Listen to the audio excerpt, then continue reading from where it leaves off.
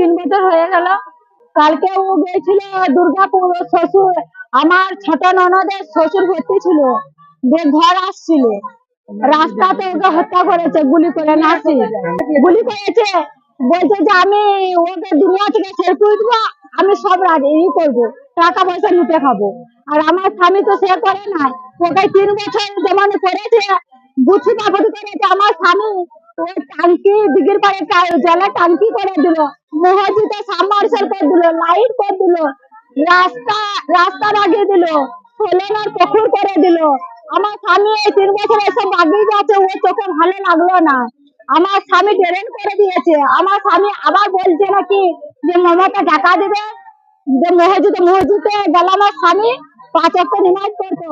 আমার স্বামী মসজিদে যে বললে যে মুসলিমদের যে দেখো টাকা দিয়েছে সরকার থেকে, তোমরা বল গ্রাউন্ডে লাগিয়ে লাও গা, আর গোরস্থানটা পাশে দিয়ে লাও গা।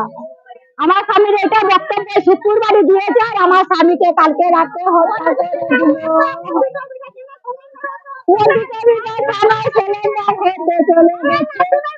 ঘটনাটা রাতের হয়েছে, 9টার সময়, 9:30। তখন না রাস্তাতে তৃণমূলে ওকে রেখেছিল, সে তৃণমূলে ওকে বাতিল দিয়ে দিয়েছে।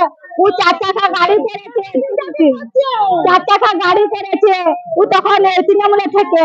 তারপর গরু পাচার করেছে, কয়লারি ব্যবসা করতো, নাসিম দুতলা করেছে। ও তখন তৃণমূলে থেকে এসব করে ভাগিয়ে নিয়েছে। এখন আর পাচ্ছিল না। আমার স্বামীকে দাঁড় করেছিল বুথ সভাপতি। আমার স্বামী তৃণমূলে থেকে আপনাদের যা যা বলো এগুলো করে দিয়েছিল। নাসিম কিছু করতে পারে না, নিজের সংসার সিকেন্দার খান।